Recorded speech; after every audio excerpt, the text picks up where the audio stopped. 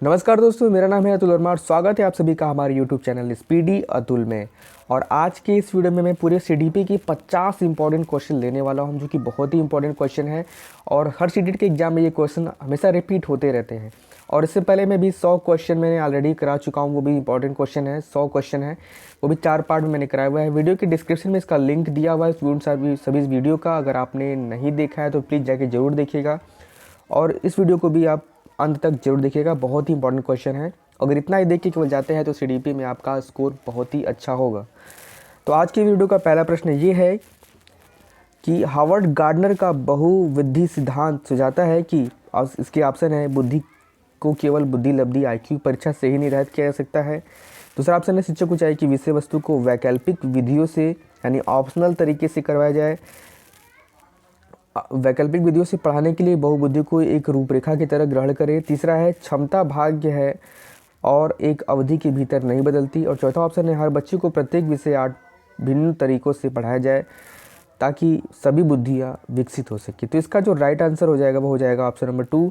शिक्षक को चाहिए कि वो वैकल्पिक विधियों से पढ़ाने के लिए बहुबुद्धि रूपी का क्या ग्रहण करें। अगला प्रश्न है कि आकलन उद्देश्यपूर्ण होता है यदि, और इसके ऑप्शन है पहला इसमें विद्यार्थियों और शिक्षकों को प्रतिपुष्टि फीडबैक प्राप्त हो। दूसरा यह केवल एक बार वर्ष के अंत में हो। तीसरा विद्यार्थियों की उपलब्धियों में अंतर करने के लिए तुलनात्मक मूल्यांकन किया जाए। चौथा इससे विद्यार्थियों में भय और तनाव का संचार हो। तो इसका जो राइट आंसर हो जाएगा वो हो जाएगा ऑप्शन नंबर फर्स्ट कि इसमें विद्यार्थियों और शिक्षकों को प्रतिपुष्टि फीडबैक प्राप्त हो। अगला प्रश्न है कि सुनने में असमर्थ बच्चा, पहला इसके ऑप्शन है केवल एकेडमिक शिक्षा से लाभ नहीं उठा पाएगा, उसे उसके स्थान पर व्यावसायिक शिक्षा भी दी जानी चाहिए। दूसरा है नियमित विद्यालय में बहुत अच्छा कर सकता है यदि उसे उपयुक्त सुविधा और साधन उपलब्ध कराया जाए। तीसरा ऑप्शन है नियमित विद्यालय में अपने सहपाठियों के समान कभी प्रदर्शन नहीं कर सकेगा। चौथा ऑप्शन है श्रवण असमर्थता वाले बच्चों की विद्यालय में ही भेजा जाना चाहिए, नियमित विद्यालय में नहीं। तो इसका आंसर हो जाएगा कि नियमित विद्यालय में बहुत अच्छा कर सकता है यदि उसमें उपयुक्त सुविधा और साधन उपलब्ध कराया जाए।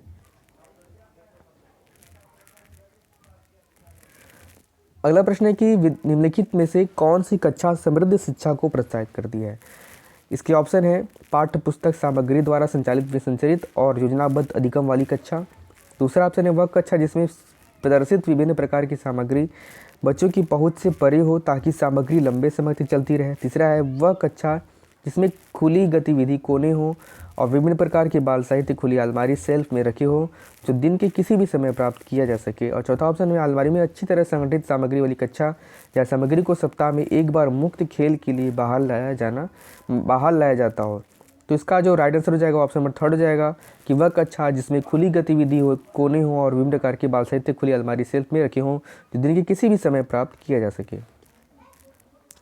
अगला प्रश्न है कि निम्नलिखित में से कौन सा बच्चों के में अधिगम में सुधार करने के लिए सबसे अधिक उपयुक्त होता है।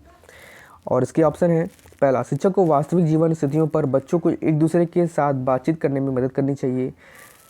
इसका दूसरा ऑप्शन में नियमित मूल्यांकन परीक्षा आयोजित की जानी चाहिए। तीसरा है शिक्षकों को विभिन्न धारणाओं और चित्रों का उपयोग करके विषय की व्याख्या करनी चाहिए। चौथा ऑप्शन है कक्षा में सभी प्रकार की शिक्षण सामग्री होनी चाहिए। तो इसका जो राइट आंसर हो जाएगा वो ऑप्शन नंबर फर्स्ट हो जाएगा, शिक्षक को वास्तविक जीवन स्थितियों पर बच्चों को एक दूसरे के साथ बातचीत करने में मदद करनी चाहिए।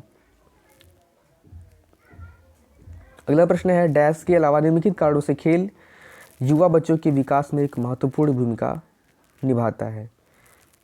तो इसके ऑप्शन है कि पहला ऑप्शन है वे नए कौशल हासिल करते हैं और सीखते हैं कि उन्हें कब उपयोग किया जाए। और दूसरा ऑप्शन है वे शरीर पर निपुणता प्राप्त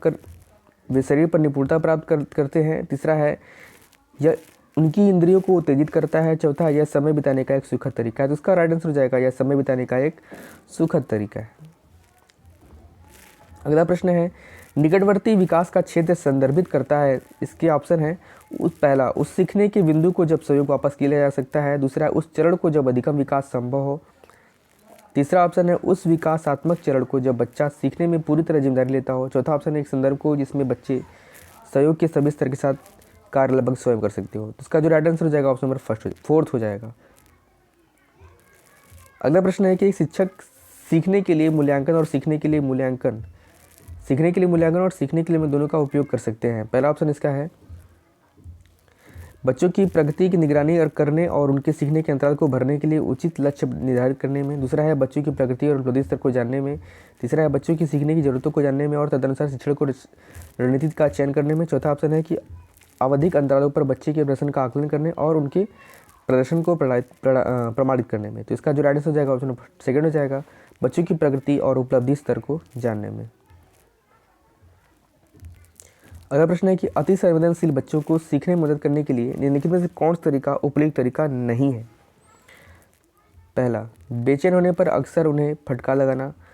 एक कार्य को छोटे प्रबंधीय खंडों में तोड़ना। तीसरा है अधिगम के वैज्ञानिक तरीकों को पेशकश। चौथा है उनके नियमित दैनिक कार्यक्रम में शारीरिक गतिविधि का समावेश। तो इसका जो राइट आंसर हो जाएगा ऑप्शन फर्स्ट हो जाएगा, बेचैन होने पर अक्सर उन्हें फटकार लगाना। अगला प्रश्न है कि निम्नलिखित में से कौन सी लॉरेंस कोहलबर्ग के द्वारा प्रस्तावित नैतिक विकास की एक अवस्था है। और इसके ऑप्शन है प्रसूति अवस्था। दूसरा है सामाजिक अनुबंधन अभिविन्यास। तीसरा है मूर्त संक्रियात्मक अवस्था। चौथा है उद्योग बनाना अधीनस्था अवस्था। तो इसका जो राइट आंसर हो जाएगा ऑप्शन नंबर 2 हो जाएगा, सामाजिक अनुबंधन अभिविन्यास।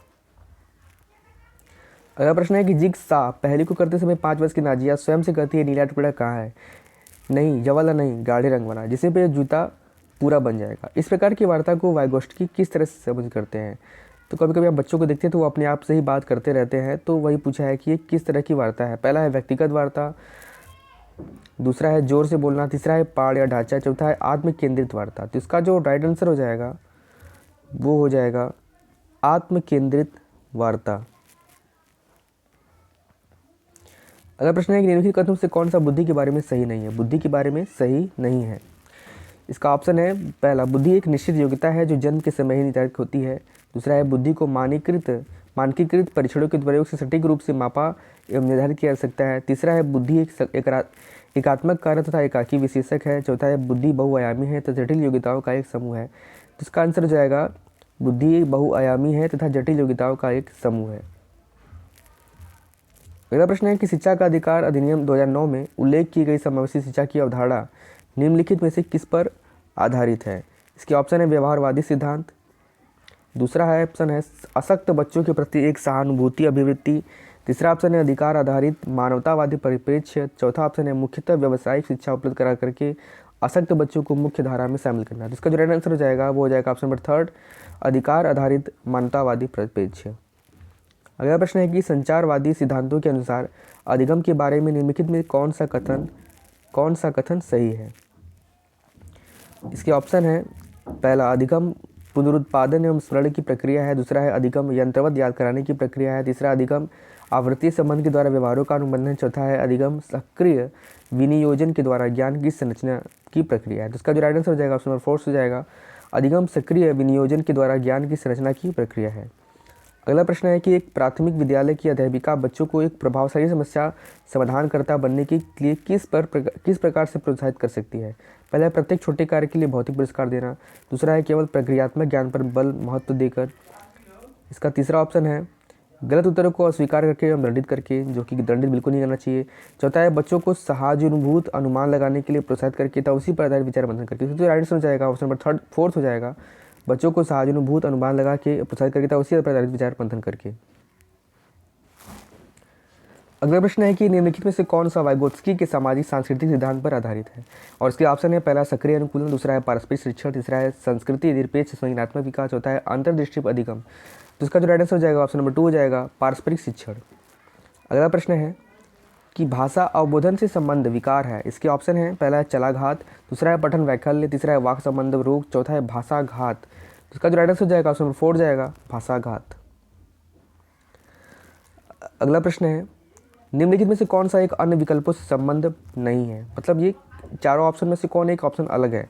इसके ऑप्शन है प्रश्नोत्तर सत्रों को संगठित करना, दूसरा है किसी विषय पर विद्यार्थियों की प्रतिक्रिया को लेना, तीसरा है प्रश्नोत्तरी क्विज परिचालित करना, चौथा है स्व आकलन के कौशल के प्रतिमानित करना। तो इसका जो राइट आंसर हो जाएगा वो हो जाएगा 4th, स्व आकलन के कौशलों को प्रतिमानित करना, जो कि अन्य ऑप्शन से अलग है।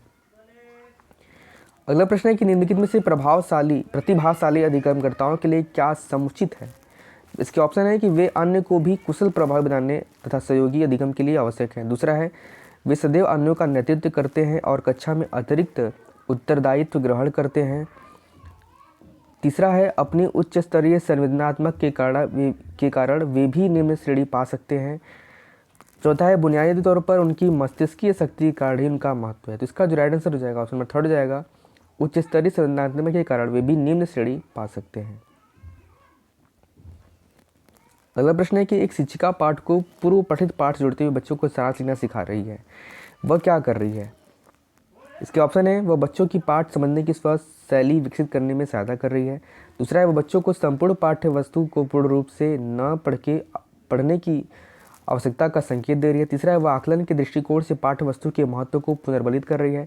चौथा ऑप्शन है विद्यार्थियों को सामर्थ्यनुकूल स्मरण करने को प्रेरित कर रही है। तो इसका जो राइट आंसर हो जाएगा ऑप्शन नंबर फर्स्ट हो जाएगा, वह बच्चों को समझने की स्व शैली विकसित करने के लिए सहायता कर रही है। अगला प्रश्न है कि इनमें से कौन सा सिद्धांतकार यह मत स्पष्ट करता है कि बच्चे अपनी वृद्धि व विकास हेतु कठोर अध्ययन करते हैं? इसका ऑप्शन है बैंड्यूरा, दूसरा है मैस्लो, तीसरा स्किनर, चौथा पियाजे। इसका जो राइट आंसर हो जाएगा वो हो जाएगा मैस्लो।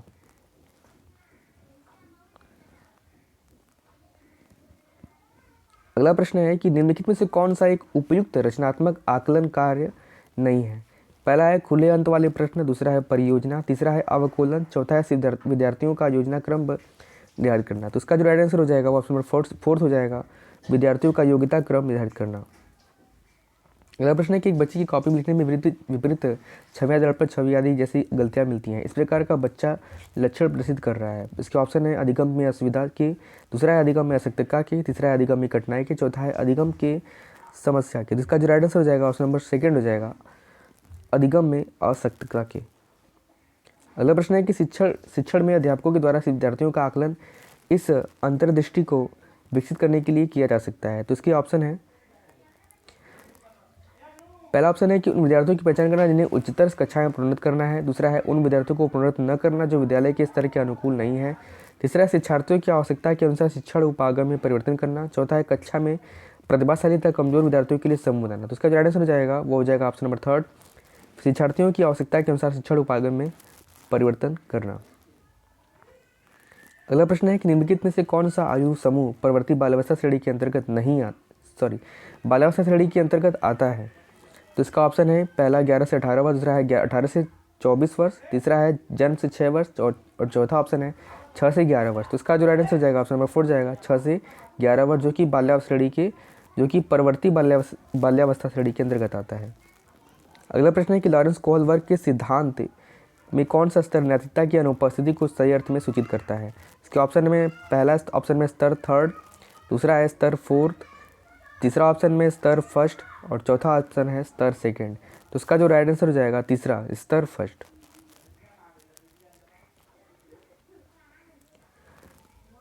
अगला प्रश्न है कि वंचित समूहों के विद्यालयों को सामान्य विद्यार्थियों के साथ पढ़ाना चाहिए, इसका अभिप्राय है? पहला है समावेशी शिक्षा, दूसरा है विशेष शिक्षा, तीसरा है एकीकृत शिक्षा, चौथा है अपवर्जक शिक्षा।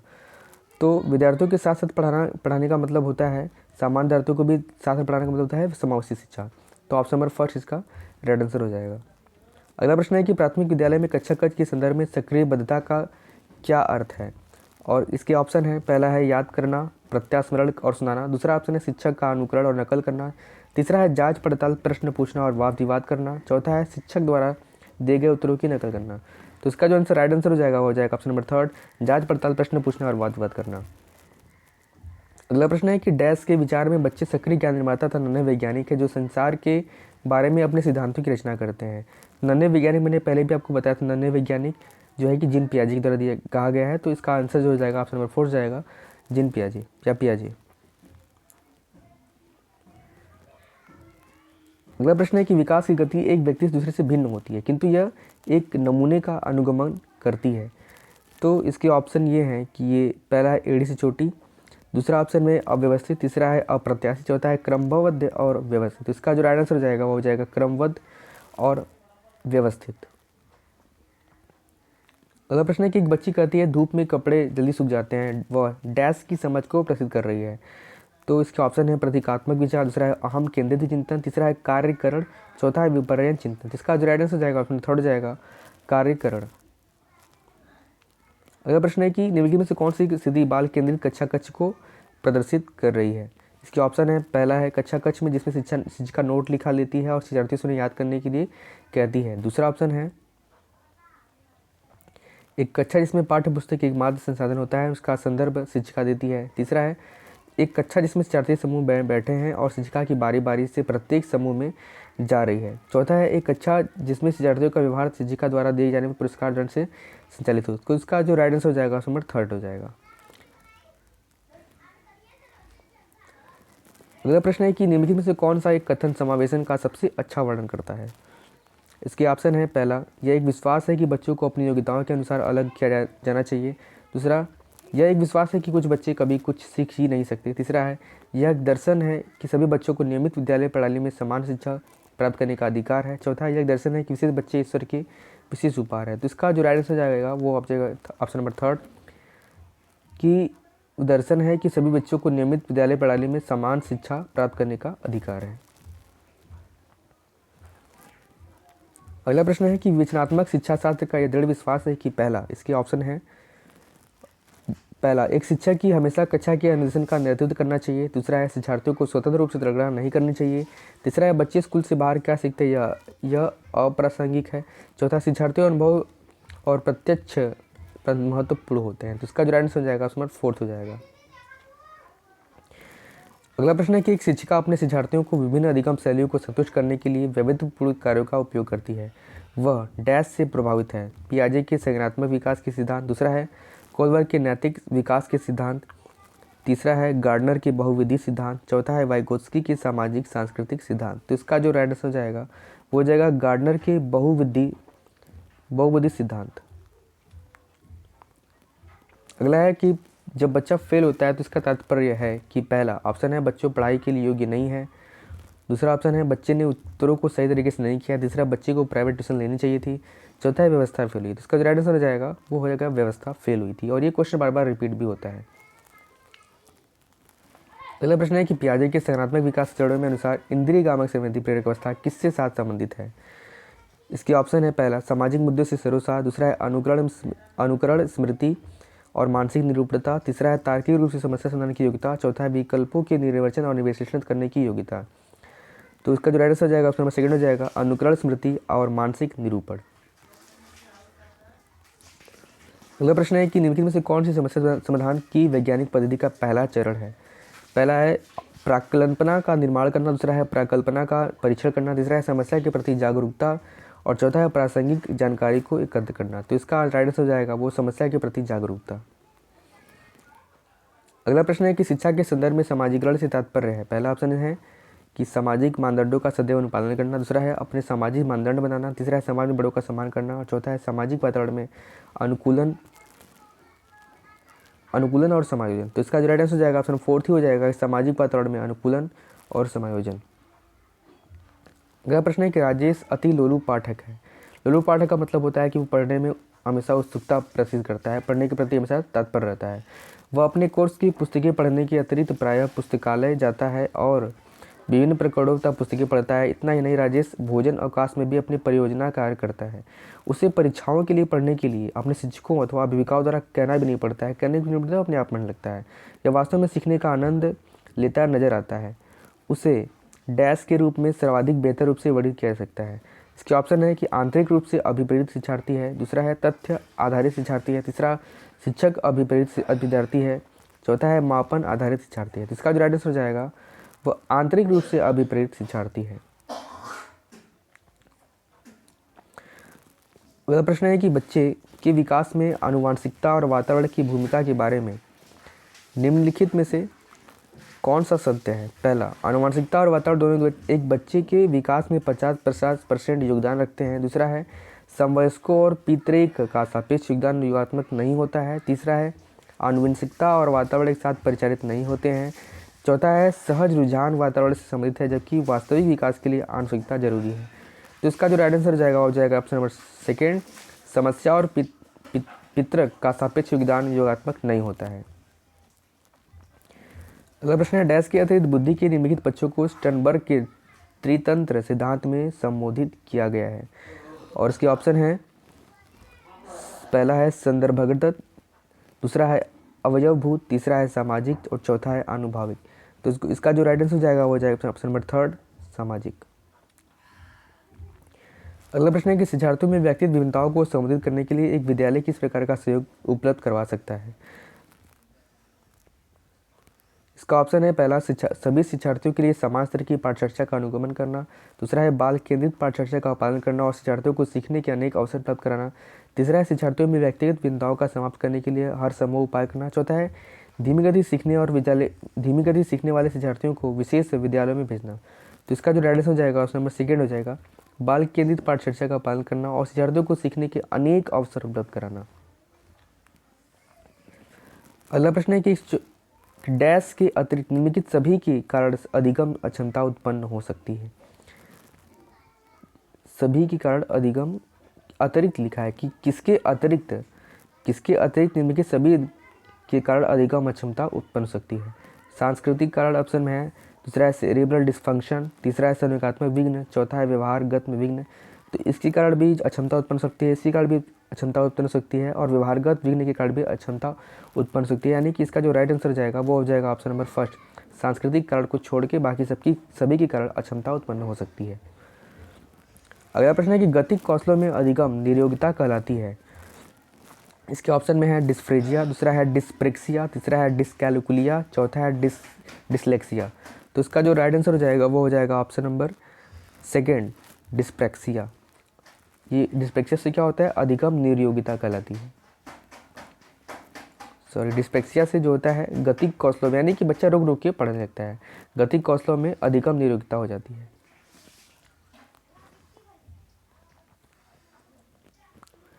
अगला प्रश्न है कि निम्नलिखित में से कौन सा विकास के व्यापक आयामों को सही पहचान करता है। इसके ऑप्शन में पहला है सामाजिक शारीरिक व्यक्तिगत स्व, दूसरा है शारीरिक संज्ञानात्मक सामाजिक और संवेगात्मक, तीसरा है संवेगात्मक बौद्धिक आध्यात्मिक एवं स्व, चौथा है शारीरिक व्यक्तिगत एवं आध्यात्मिक संवेगात्मक। इसका जो राइट आंसर हो जाएगा ऑप्शन नंबर सेकंड हो जाएगा, सामाजिक संज्ञानात्मक सामाजिक और संवेगात्मक। अगला प्रश्न है कि निम्नलिखित में से कौन सी पूर्व संक्रियात्मक अवस्था हर बच्चे की विशेषता को बताती है। पहला है विचारों की अनुक्रमणीयता, दूसरा है वर्तुल प्रतिक्रिया, तीसरा है लक्ष्य निर्देशित व्यवहार, चौथा है विलंबित अनुकरण। तो इसका जो राइट आंसर हो जाएगा ऑप्शन नंबर फर्स्ट, विचारों की अनुक्रमणीयता। अगला प्रश्न है कि चालक विकास की दर में व्यक्तिगत विविधताएं होती हैं, फिर भी चालक विकास का क्रम डैश से तक है। और इसके ऑप्शन है परिष्कृत सूक्ष्म चालक विकास, अपरिष्कृत स्थूल चालक विकास, दूसरा है शीर्षगामी अधोगामी, तीसरा ऑप्शन है अधोगामी शीर्षगामी, चौथा है अपरिष्कृत स्थूल चालक विकास, परिष्कृत सूक्ष्म चालक विकास। तो यही इसका फोर्थ इसका राइट आंसर हो जाएगा। अगला प्रश्न है कि खिलौने, पहनावे की वस्तुएं, घरेलू सामग्री, व्यवसाय एवं रंगों को विशिष्ट लिंग के साथ संबंधित करना क्या प्रदर्शित करता है। और इसके ऑप्शन है जेंडर प्रासंगिकता, दूसरा है विकसित जेंडर पहचान, तीसरा है जेंडर रूढ़िवादिता और चौथा है जेंडर सिद्धांत। इसका आंसर हो जाएगा जेंडर रूढ़िवादिता। ऑप्शन नंबर थर्ड इसका राइट आंसर हो जाएगा। और आज का आखिरी प्रश्न है कि निम्नलिखित में से कौन सा स्तंभ के बच्चों को स्तंभ ख से उनकी प्राथमिक शिक्षाओं के सही मिलान को प्रदर्शित करता है। और स्तंभ क और स्तंभ ख यहाँ पे दिया हुआ है, यहाँ पे A B C